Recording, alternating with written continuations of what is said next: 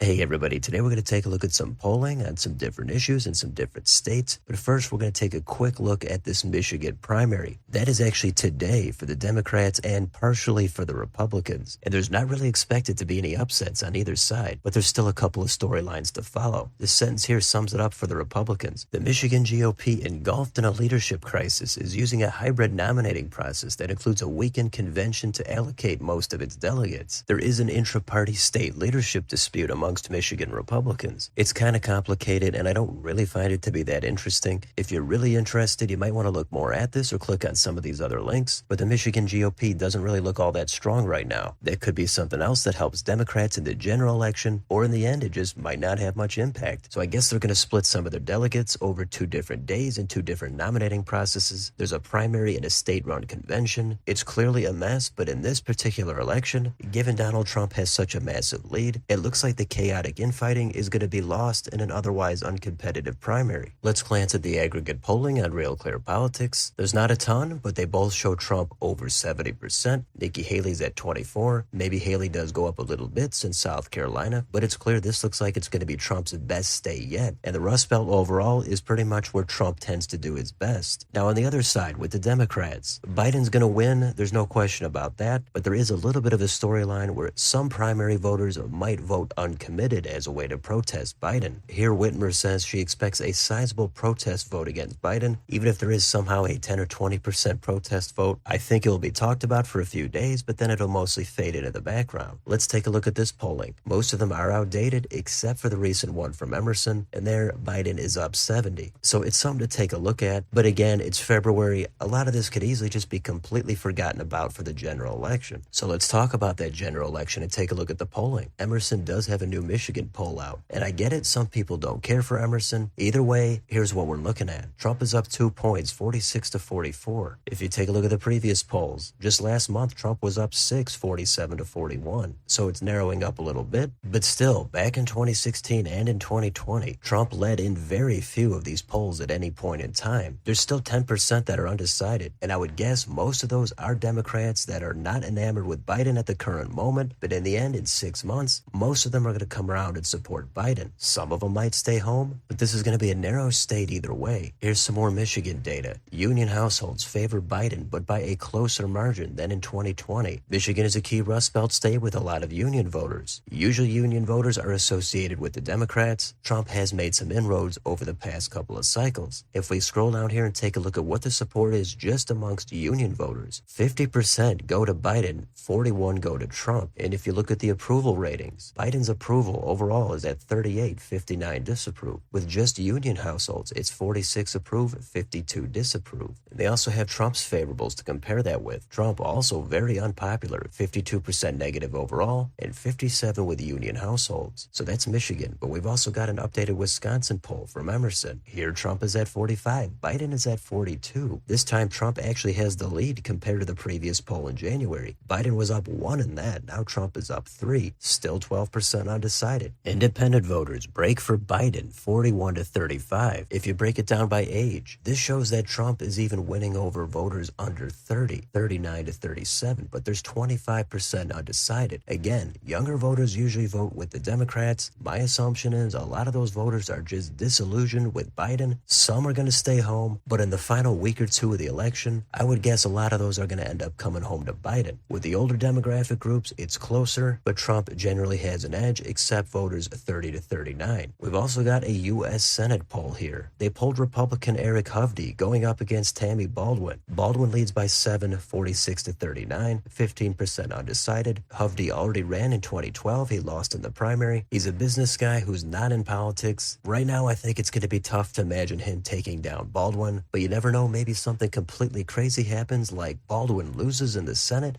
but Biden wins the state. It's very unlikely, but we're so far away from the election, you got to prepare for some different outcomes. And we've also got a poll here in Maine. There was one out a few weeks ago that actually showed a very narrow race in the general election at large. This time we've got another new poll, and actually Trump is in the lead by 6, 38 to 32. 21% are going for another candidate, 9% undecided. I do not expect Trump to win the state. He did get it relatively close in 16. So it's another situation where I would expect a lot of these other candidate voters to eventually come back to Biden. Here's the demographics districts amongst voters that are uncommitted. 18 to 34 have the most with 38%. And on the right side, if you break it down by party, independents lead there with 42. Let's look at how it breaks down by congressional district. The first district is much bluer, but there Biden is ahead by only 8 points, 39 to 31. The second district, that's much redder. Trump carried it twice. He's up by a massive 20 points there, 45 to 25. So we're continuing to see polls that are not great for Biden, and they do look like they're pretty good for Trump, but we just don't know what's going to happen in 4 or 5 months. It's possible the economic sentiment with voters is a little bit on the upswing. That's going to help Biden. And I'm sure Biden is going to put out executive orders to make sure he gets his base to rally around him. There's a ton of different factors with Trump and his trials, Biden with his age, the third-party candidates, debates. All those are great questions. We just need time to see what happens. But if there's 1 or 2 issues that help Trump the most, it's going to be immigration and the border. Here's a Monmouth poll that shows 6 in 10 see illegal immigration as a very serious problem. And we've actually got a majority now that says they support building a border wall. They've got a nice graph here that shows the trend going back to 2015. If you even out Democrats, Republicans, and independents, 45% said illegal immigration is a very serious problem. It only went up 1% in 2019, but now it's all the way up to 61.